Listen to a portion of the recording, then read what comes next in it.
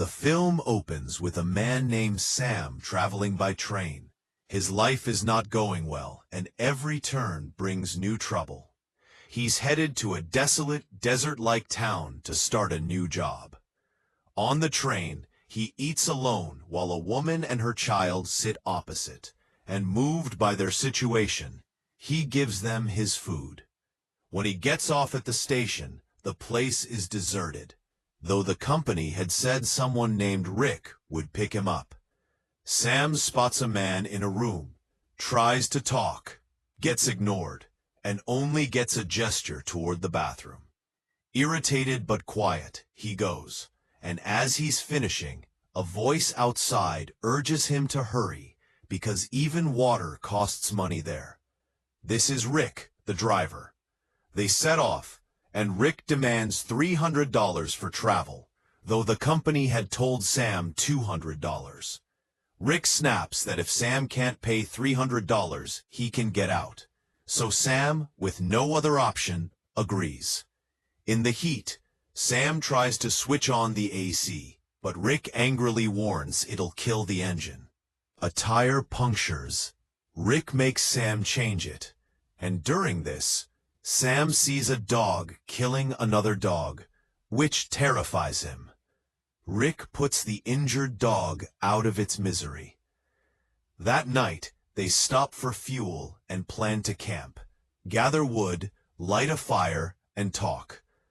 Sam says life is hard, and he wants independence, hoping for a good job at the company. Rick says, Sam is decent, but where he's going, people bleed you dry, and straight shooters don't survive. Next day, Sam drives while Rick sleeps. Sam sneaks the AC on, the engine stalls, and Rick explodes. Afterward, Sam goes to relieve himself and finds a glittering rock, pure gold. He calls Rick, who tests it with a lighter. It doesn't blacken, confirming it's gold. They pull out gear and dig all day, try to drag it with a rope tied to the truck. The rope snaps, and work until sunset. Rick warns they must gather wood, because wild dogs roam and will avoid fire. They celebrate, dance, and Rick hugs Sam, promising him a fully air-conditioned car.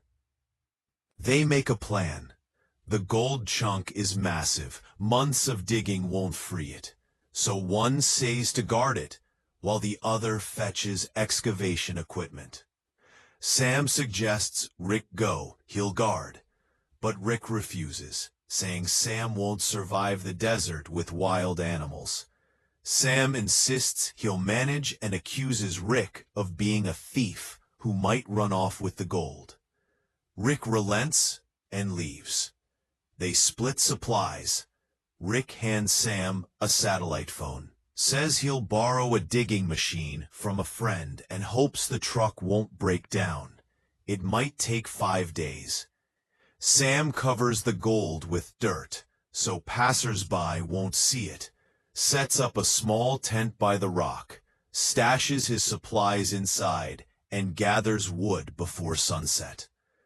At night, he lights a fire, eats sparingly, hears wild dogs, and, realizing he's easy prey alone, clutches a knife and sleeps nervously. Next morning, the brutal sun wakes him, exhausted and sunburned. He misses a sat phone call, then sits staring at the gold, dreaming of buying a big house.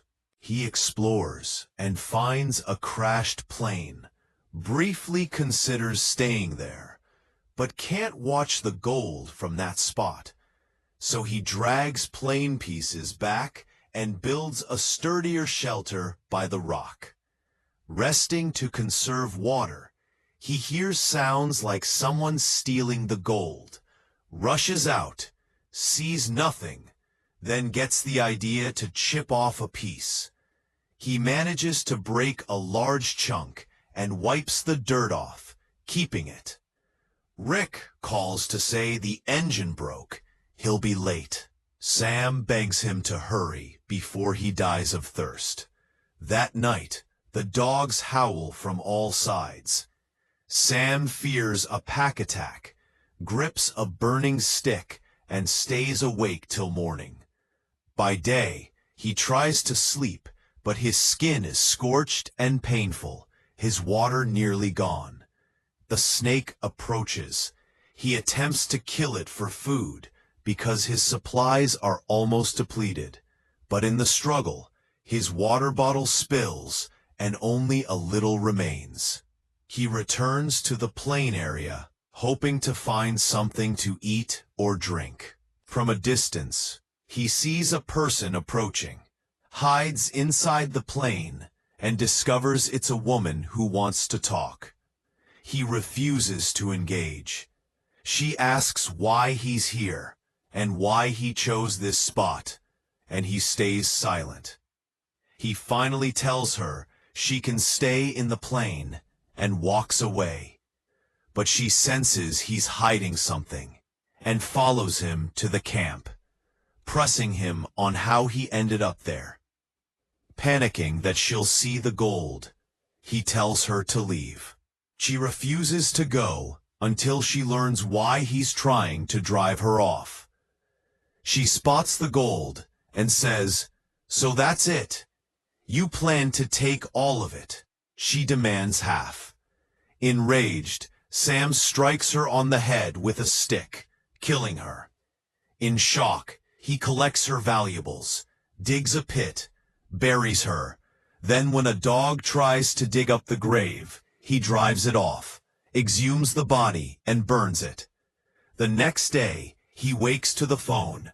He begs Rick to hurry, because he's starving and dehydrated. And Rick apologizes, saying the excavator is very slow and he needs more time. Later, Sam sees a car on the road and considers leaving with a chunk of gold, which could change his life, but greed keeps him there for more. He gathers wood before dusk when a savage sandstorm hits. He runs for his tent, which is torn away, and as he flees, a tree falls on him. After the storm, he finds himself half buried with a jagged piece of wood skewering his abdomen. Still consumed by greed, he staggers to check on the gold before treating his wound. Finds a piece and rejoices, then yanks the wood out, blood gushes. He bandages with cloth. The bleeding won't stop, so he heats a metal piece in the fire and cauterizes the wound, passing out from pain.